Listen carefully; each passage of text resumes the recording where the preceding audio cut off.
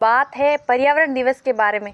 एक राजनीतिक दल पेड़ लगाता है, दूसरा उखाड़ देता है कि कहीं विरोधी की जड़ें मजबूत न हो जाए। हमें हर पेड़ पर यह बोर्ड लगवा देना चाहिए, पेड़ों से भी उतना ही प्यार करो जितना पेड़ों के पीछे करते हो। 367 दिन जिसकी अनदेखी करो, एक दिन उसके नाम समर्पित करके हम ऐसा मान लेते हैं कि हमने अपने अपराध की भरपाई कर ली है। ऐसा ही है, हमने जिस घोड़े को पूरे साल चाबुक से पीटा हो, एक दिन उसके लिए मन में दया जाग जाए, लेकिन ये दया केवल एक दिन तक ही सीमित रहती है। अगले दिन हम फिर से चाबुक उठा लेते हैं। मदर्स डे, फादर्स डे और पर्यावरण दिवस ऐसा ही एक दिन है। हर साल की तरह इस साल भी हमने बड़ी धूमधाम से पर्यावरण दिवस मनाए। सोशल मीडिया पर एक दूसरे को याद दिलाए कि हमें पर्यावरण की रक्षा करनी चाहिए। डिजिटल डिजाइनर्स ने एक से बढ़कर एक वॉलपेपर्स बनाए। जगह जगह पर्यावरण के प्रति जागरूकता के लिए रैलियां निकाली गई। ऐसी एक रैली में मैं भी जागरूक होने गई।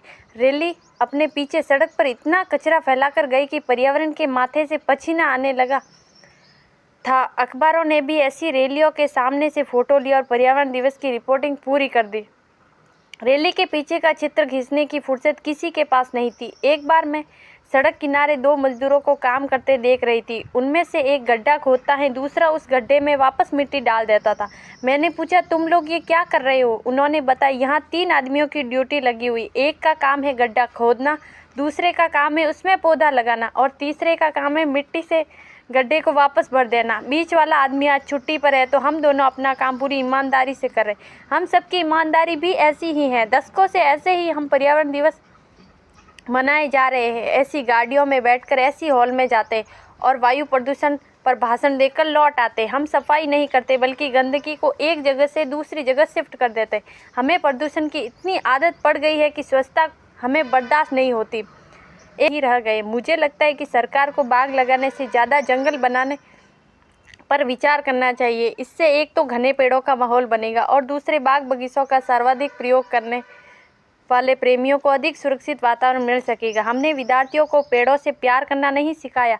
मुझे याद है कि मेरा लकड़ी से पहला परिचय तब हुआ था जब मेरे मास्टर ने पेड़ की लकड़ी से पीट पीट कर हथेलियाँ लाल कर दी थी। अब समय बदल गया है। अब तो बच्चे और अभिभावक मास्टरों को दहशत में रखते। इससे पर्यावरण संतुलन कैसे बनेगा? अभी तो यह होता है कि सुबह नेताजी ने पेड़ लगाया, दोपहर में उस पेड़ को बकरा खा गया और रात को नेताजी बकरे को खा गए।